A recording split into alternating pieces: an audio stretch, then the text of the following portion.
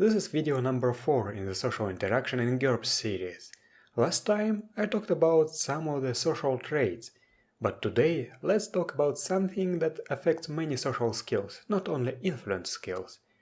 Cultural familiarity and the concept of reference society, that is very important to many social traits. What is a reference society? A reference society is one society of the campaign world in relation to which social and some other traits are taken. Most traits in GURPS are stable, as they reflect an aspect of the character itself, but some traits reflect the position the character has in relation to the society around him. Thus, such traits vary from moment to moment or location from location. This is why the reference society is necessary. This concept was always implied in GURPS, but it was described in more detail in GURPS Social Engineering and GURPS Fantasy Portal Realms. A campaign should have only one reference society for all the PCs. That way, the same entries mean the same thing on all the character sheets. For example, in your typical D&D style game, the kingdom or other nation where most of the action takes place is your reference society.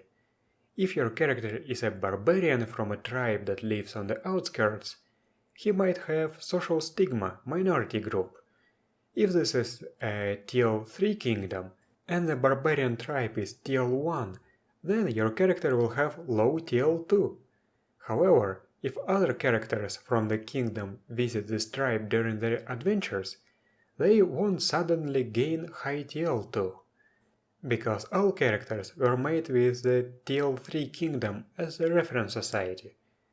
If a noble character with status 3 that also has rank 3 in an international merchant guild travels to another nation, he does not enjoy the benefits of status there, but he might still enjoy the benefits of rank if his guild operates in that nation too.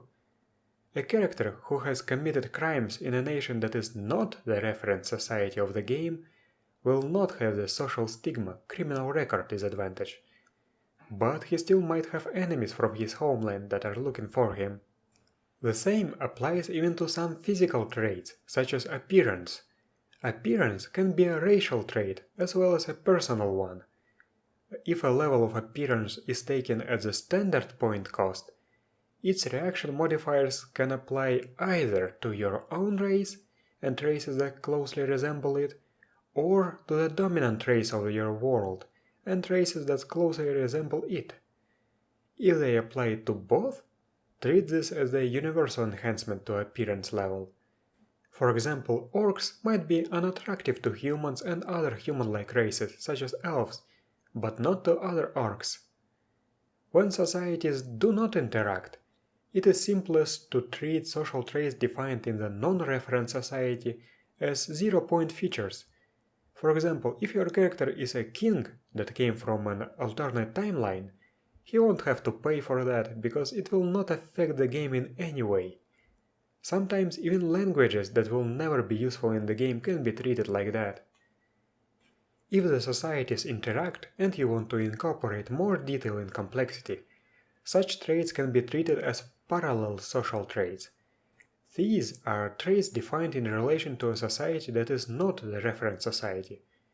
In a reference society, few people recognize them, but they come into effect in the other society or among other people from it. Such traits may be acquired at 1/5 cost, like alternative abilities. GURPS Fantasy Portal Realms has a list of traits that usually are defined only for the reference society. Claim to hospitality, clerical investment, contacts, enemies, patrons, cultural adaptability, cultural familiarity, debt, independent income, duty, fashion sense, favor, intolerance, legal enforcement powers, legal immunity, low or high TL, rank, reputation, secret, security clearance, social regard, social stigma, status, tenure, wealth, and zeroed. As always, in some situations, these traits can apply to all societies, not only to the reference society. With all that out of the way, let's talk about culture. Being unfamiliar with the cultural peculiarities of the person you're talking to imposes a -3 penalty on pretty much every social skill. That's quite harsh. By default, you gain cultural familiarity with your native culture for free, but if you are familiar with cultures other than your own, you have to buy this advantage. It costs only 1 point or 2 points for alien cultures. If you are playing in a cinematic campaign, you can also buy cultural adaptability for 10 points to be familiar with all cultures of your race, or xeno-adaptability for 20 points to be familiar with all cultures of the game world. How many cultural groups and how broad they are depends not only on the setting, but also on the game. In a game with few social interactions and where culture is not important, the GM may either ignore these rules or make culture groups very broad. For example, in the real world, the groups would be something like Western, Eastern, and African. In a sci-fi game, cultural groups can span entire star systems. In a fantasy game, they might be continent-wide. If the GM would like some more detail, he could give every nation or race its own cultural group. That way, you could have cultural familiarity Kingdom X, Kingdom Y, Kingdom Z, or cultural familiarity humans, elves, or orcs. As everything in GURPS, it all depends on the GM and the game in question. Personally, I assign a cultural group to every nation, and in case of sapient creatures that do not belong to any nation, I assign them their own cultural group. Thus, for example, I have cultural familiarity Sadolian Empire and cultural familiarity Dragons. And that's it for this video. The concept of the Reference Society is important in GURPS, especially if you are playing something beyond simple hack-and-slash games, and I wish it were more clearly defined in GURPS basic set. With this explanation out of the way, I can now write scripts for videos on rank, status, and wealth. Thank you for watching, and I'll see you next time.